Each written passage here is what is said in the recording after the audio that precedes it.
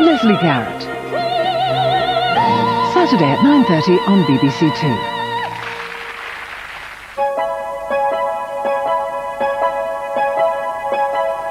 This is a sporting BBC Two.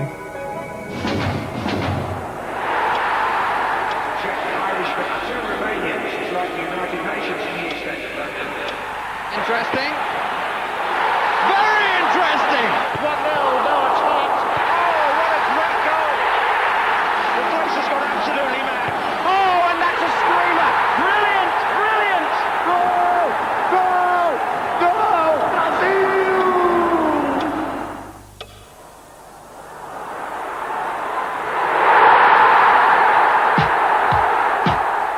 One man, one famous goal. And Jennings has scored for Tottenham. Several medals and dozens of memories. Hundreds of appearances for club and for country. Thousands of magnificent saves. And millions of fans. The safest pair of hands in goal for Northern Ireland, for Arsenal and for Spurs. As adept at fielding questions as he was at deflecting shots. He's here on home turf in the director's suite at Tottenham Hotspur Football Club. To be honest, I didn't think in those years that professional football was going to be available to me. I never even thought about a career in football. I left school at 15, went to work in a factory. The factory closed. Then I went to work with my fella in the timber gang, cutting timber on a mountain. Got picked to play for my local team, Newry United. My brother, he was already playing football there. And after about a month of persuading me to come and join in training, I decided to give it a go. In the early days, again, we didn't have goalposts, so somebody threw down a couple of coats and it was usually the goalkeeper that got the most to do. There was 5 or 6 lads round. We didn't have enough players maybe to make a team up, and there was 5 or 6 lads playing, shooting in, and I just fancied throwing myself around because I was involved all the time, and I enjoyed stopping the shots there, as opposed to trying to score them.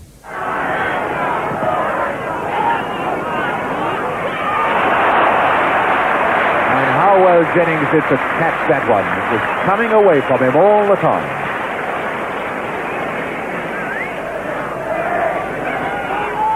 Nelly with the corner for Manchester United. Superb form for Tottenham.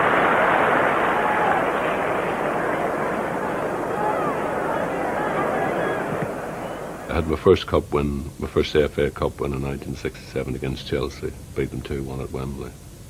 How well do you remember that game? I can remember making a couple of very good saves early on in the game, and then the goal was half down to me. I think I was a bit late getting there and punched it off Bobby Tomlin saved and finished up in the net. But I played quite well. I was quite happy with it, and to get your first FA Cup medal at that age was brilliant. Cameraman making their way to the Royal Box for the presentation. It's all over. Tottenham have won the cup. Tottenham have won it. A fine final, and Mullery flings himself to the ground to beat the ground in joy and in triumph. And the Tottenham fans, this for them is the moment of great joy. And Dave Mackay has the cup. And Pat Jennings giving the medal a kiss. So you're a cup final winner, but the same year, something quite unique happens. Wasn't the Charity Shield at Old Trafford? That was after having won the cup, I think. Yeah, 67, the cup winners versus the league winners. And of course went up to Manchester, and in those days it was played at the league champions ground, which was Old Trafford, and there was a free kick outside our box. Dave Mackay was already in his run up to take the free kick, and I shouted to Dave, "Give it to me, I'll knock it up." So he passed it back to me, and I was just trying to hit Gilly on the edge of the box. Gilly missed it in one bounce and finished up in the net. Everybody in the place was so surprised, and none more so than me, because I was thinking, what is the goalkeeper, or what is the referee, what does he give now? And I mean, even listening to the commentary of Kenneth Wilson home on the night, he sort of stalled for a few seconds before he said Jennings has scored a goal.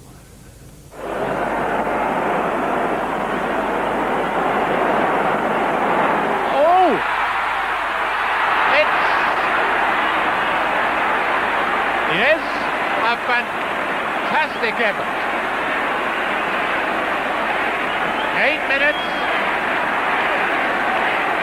8 minutes gone, and Jennings has scored for Tottenham.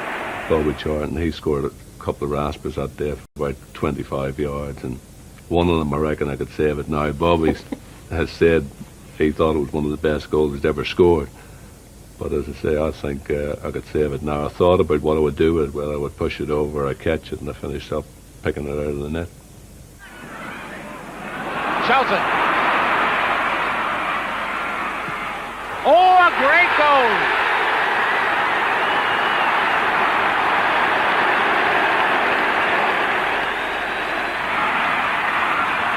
Now Law. Oh, beautiful body swerve to King. Lord Aston in the middle.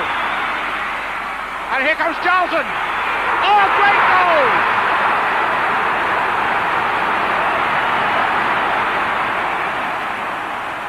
Spurs versus Liverpool at Anfield brought about tremendous games, and a few incidents as well. But one particular game you played in, you didn't save one penalty, but two. Yeah, that was a special day for us. It was in the morning of the Grand National, and I actually saved. It was funny, whenever the penalty was given, there was a race between Smithy and Kevin Keegan for the ball. Kevin got there first, so he said, I'm taking it, like, and Smithy and him were wrestling which one's taking it. So finished off, Kevin took it, I saved it. Now Smithy wants to beat him up.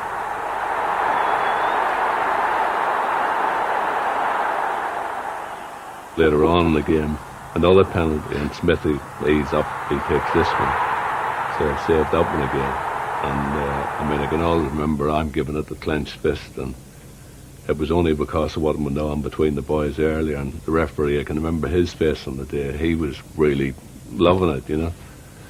But Smithy reckoned afterwards, I was coming out and he was talking to the press, and he reckons if I had been riding in the Grand National in the afternoon, I was so lucky I would have won that as well. They weren't greatly taking penalties, as I recall, Pat. No, they weren't far enough away from me, but I suppose if you save them, you know, it's good saves. You can go the wrong way, but I happened to pick the right way and saved them. Noel's protest brushed aside by the referee, and so Kevin Keegan, who took on the penalty job for Liverpool this season, and Jennings saves it. He went the right way, Pat Jennings. So Pat Jennings, who saved in the first half from Kevin Keegan, faces Tommy Smith with 5 minutes to go. And again, brilliant goalkeeping. 2 penalty saves. It's been Liverpool against Jennings, and surely now Jennings has won. I came here in 1981, and people still spoke about you with great affection. It must have been a great wrench for you to leave this club. Without a doubt, it was probably the worst day in my life the day I left here. I'd known for some time that it was a possibility that I'd be gone. My last year here, I'd missed 21 games with injuries. And the lad that had come in for me, Barry Daines, he had played very well, although we got relegated that year. And I'd said to Keith Birkinshaw, who was a manager at the time, at the end of the season, what's happening? So he said to me, do you want to go? So I figured if somebody's asking you, do you want to go, they don't want you to stay. And just out of the blue, Keith come to me one morning, he says, right, we've decided that you can go. I don't want you to be an embarrassment to Barry Daines. So I came here, I think, the next day on the Friday morning to say goodbye to the lads. And unfortunately, 2 or 3 of our directors here at the club at the time, they completely ignored me. And it was like, if they had stuck a knife in me at the time, they couldn't have hurt me more, considering that I'd spent 14 years of my life here. And there wasn't even, whenever I came back, if they had got the story wrong, there wasn't even a letter or a phone call to say thanks for being a good player. So it was a big disappointment to me. The battles between the North London rivals continue, but you're on the opposite side, and this is a Spurs man talking. Yeah, I mean, they were probably the worst days of the season for me coming back here or playing against Tottenham, because whatever I done I couldn't do right. I obviously wanted to win for Arsenal because I was playing for them, but I felt sorry for the Tottenham. I mean, I'm Tottenham through and through, there's no doubt about that, never will be. I mean, I've spent probably over 20 years now as player and coach here at Tottenham, and probably have supported the club for 33, 34 years. So, I mean, I'm Tottenham through and through, but having said that, I enjoyed my days at Arsenal, and I can only say good about them. We're a smashing club. Well, I've faced you on a number of occasions when you've played for Arsenal, and I think you probably beat Spurs more times than Spurs. Yeah, I had quite a good run where they didn't even score against me. I think my first day back here we won 5-0. Ardiles.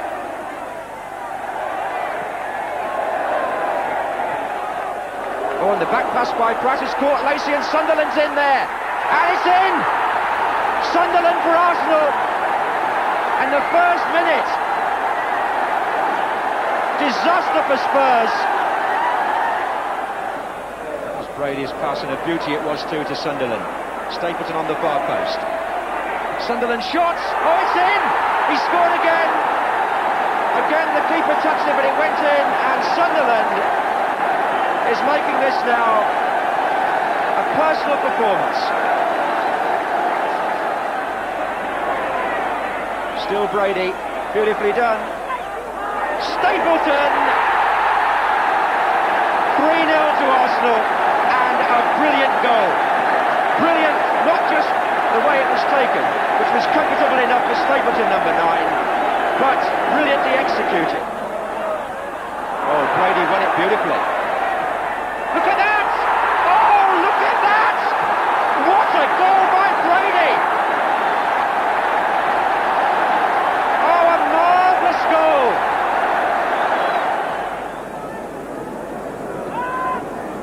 On by Stapleton to Sunderland. Is it a hat-trick now? It is.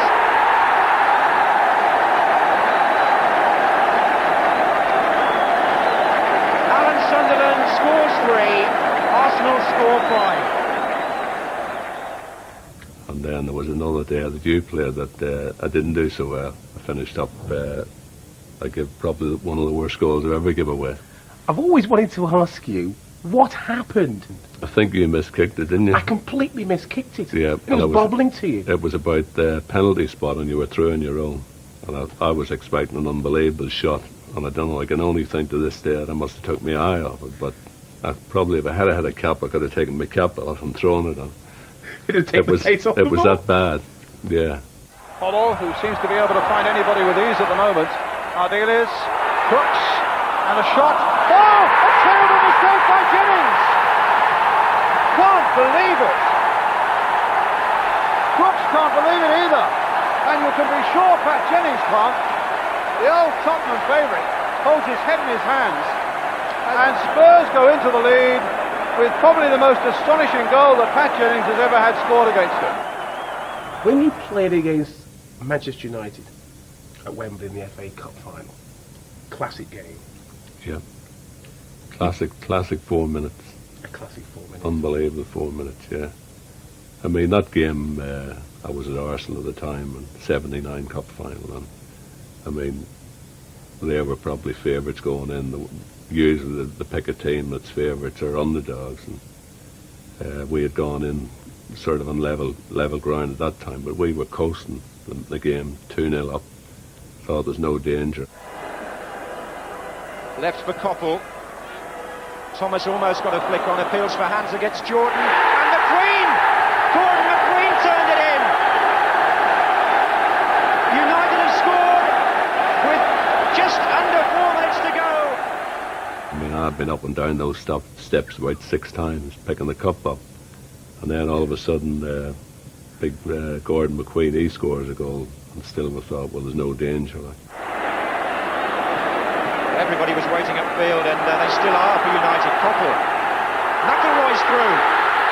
McIlroy's through.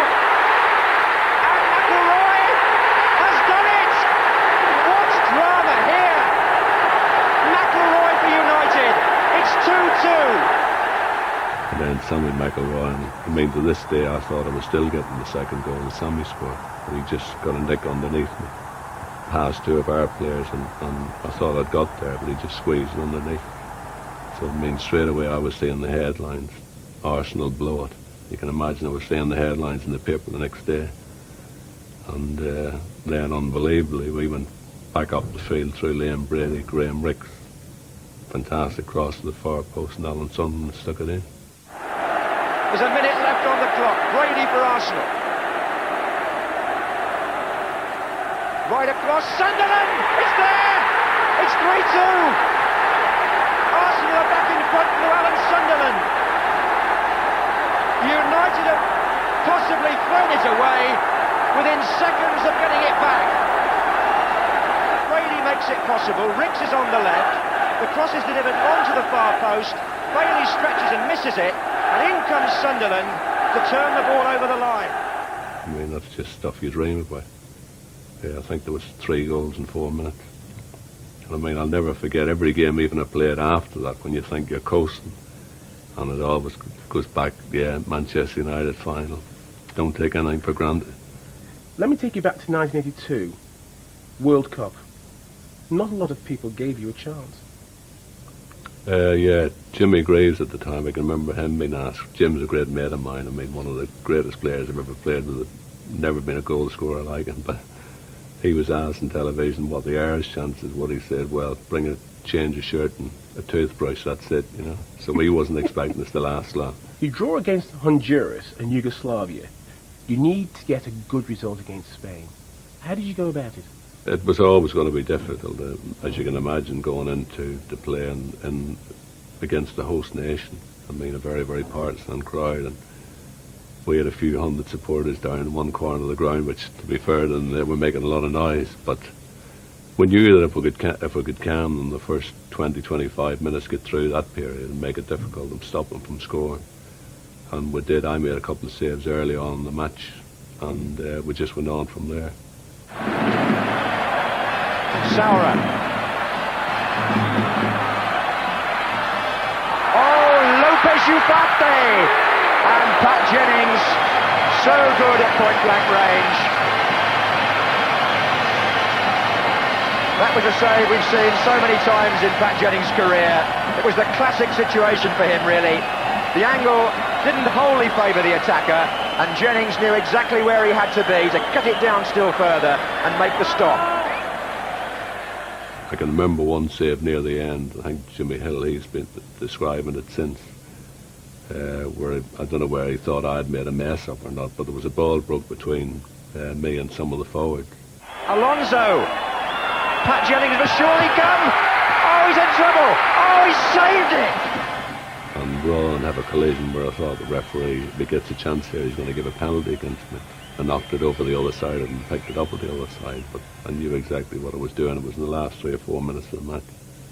And I think everybody had their heart in their mouth, thinking that I've made a mess of here, but I knew exactly what I was doing. Goodness me.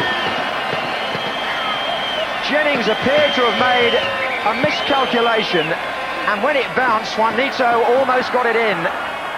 The referee must surely realise he's played well over time, and he's blown, and Northern Ireland have done it. The proudest moment in Irish football history, surely. They've won the group. You've experienced much success, but you've also had your disappointments. 1980, another cup final. I mean, that was a bad time for us. One of the, we'd played the 4 games in the semi-final against Liverpool. We felt at Arsenal that we could always top Liverpool up. And West Ham can break here with Brooking. Pearson, who made the earlier move. Devonshire.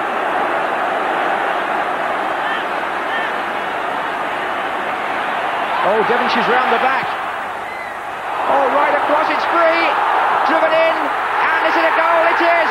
Trevor Brooking. I don't think Trevor's ever scored a headed goal. He hasn't scored one since, has he?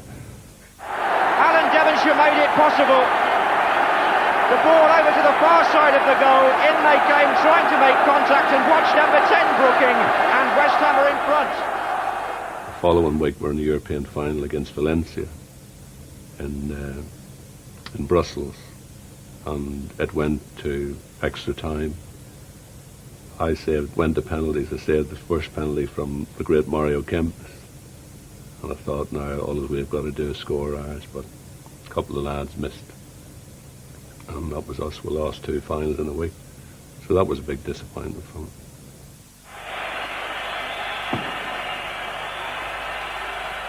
And Pat saved it! Oh, Pat Jennings has saved from Kempis!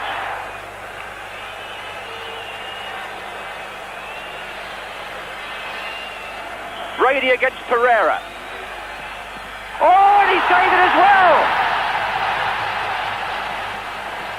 This is sudden death now. It's a question of each side taking one until somebody misses with an even number of kicks taken. Arias. Oh, it just went in underneath Pat Jennings, I think.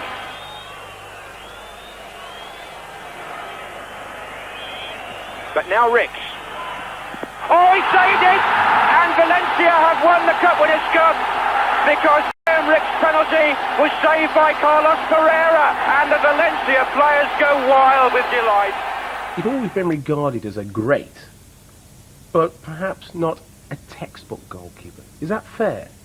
You put me up against anybody and I think I can do everything as well as anybody else can. There was just probably I had a technique of sliding in with my feet, leaving my feet one way and crossing my body the other way, like where the old coaching technique is head first. You know, for me that's totally wrong. And I mean, I think I was the first to do that sort of exercise, and I see players actually doing that now and stopping things with their feet. I mean, your feet are already there. I mean, it's just a matter of quick reactions, quick feet, stick a foot there and get rid of it. So I mean, things like that were never a problem. I mean, even pulling the ball down with one hand, you don't see many people doing that. But I mean, that wasn't a problem for me. Rather than knock it on or mispunch it, or if I felt if I could get just the tops of my fingers there, that I could pull it down. And I had the confidence to do it. And won it is Craig. Oh, great save, Jennings. Great save again by Jennings. Brilliant goalkeeping. His Peters. Oh, Craig.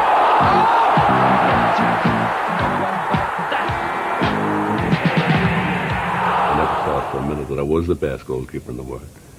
And having said that, looking back, I've never seen anybody making a save that I didn't think I was capable of making.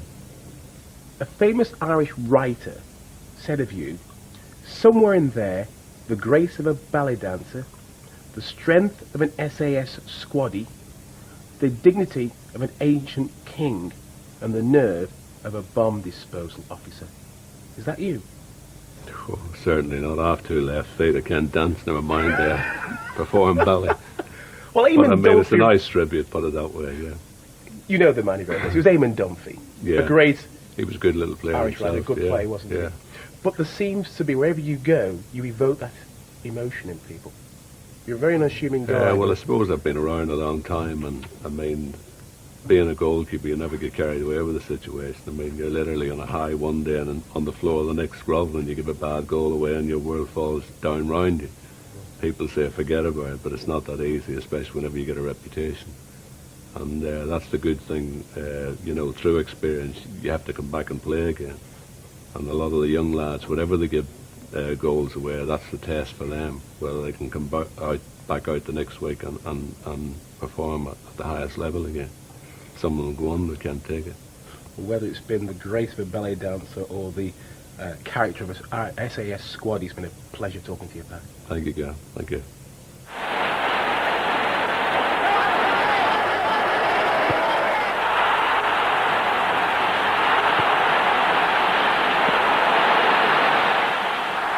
Some people are on the pitch, they think it's all over. It is now.